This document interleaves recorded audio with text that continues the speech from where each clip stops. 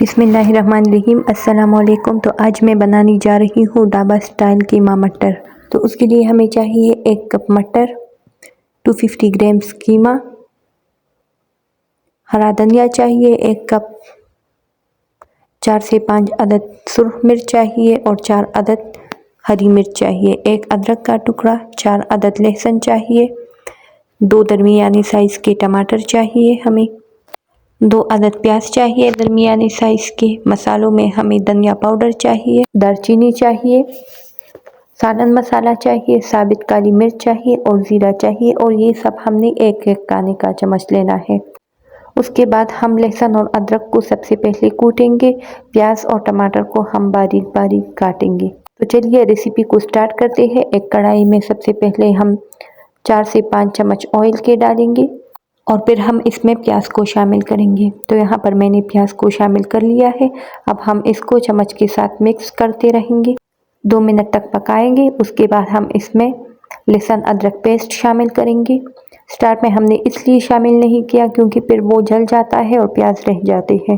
تو یہاں پر میں نے لہسن ادرک پیسٹ شامل کیا ہے، اس کو بھی ہم ساتھ میں پکائیں گے۔ تو ہماری پیاز ریڈی ہو چکی ہے، اس کو زیادہ گولڈن براؤن نہیں کرنا۔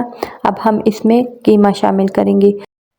تو یہاں پر قیمہ میں نے شامل کر لیا ہے۔ اب ہم اس کو چمچ کے ساتھ اس طرح سے کوٹیں گے تاکہ یہ جو قیمہ ہے یہ بالکل اچھی طرح سے پیاز کے ساتھ مکس ہو جائے اور اس کے بولز نہ بنے۔ تو یہاں پر میں اس کو چمچ کے ساتھ پریس کر رہی ہوں۔ اب ہم اس کو کور کریں گے۔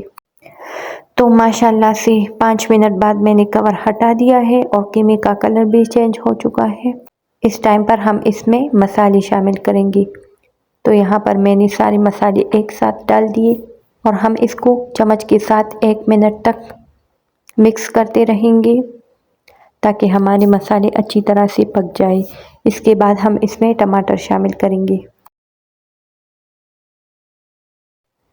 تو یہاں پر میں نے ٹماٹر شامل کر دیے ہیں۔ اس ٹائم پر ہم اس میں آدھا چمچ نمک بھی شامل کریں گے۔ یہ میں نے آدھا چمچ کھانے کا چمچ لیا ہے، تو نمک کو بھی میں نے شامل کر دیا ہے اور ساتھ میں ہم مٹر بھی شامل کریں گے اس میں تاکہ مٹر اور ٹماٹر ایک ساتھ گل جائے۔ ٹماٹر جو پانی چھوڑتا ہے اس کے ساتھ یہ مٹر گل جائے گا۔ ساتھ میں ہم تھوڑا سا پانی بھی شامل کریں گے۔ تو یہاں پر میں نے پانی کو شامل کر لیا اور اب ہم اس کو کور کریں گے تاکہ جو ٹماٹر ہے وہ بھی پک جائے۔ تو یہاں پر میں 5 منٹ بعد اس کو کھول رہی ہوں۔ ماشاءاللہ سے ہمارے ٹماٹر پک چکے ہیں۔ میں نے اس میں سرخ مرچ ڈال دی ہے۔ تو یہ دیکھیں ہمارے ٹماٹر بالکل غائب ہو چکے ہیں۔ اب ہم اس میں ہری مرچ شامل کریں گے اور ساتھ میں ہرا دھنیا بھی شامل کریں گے۔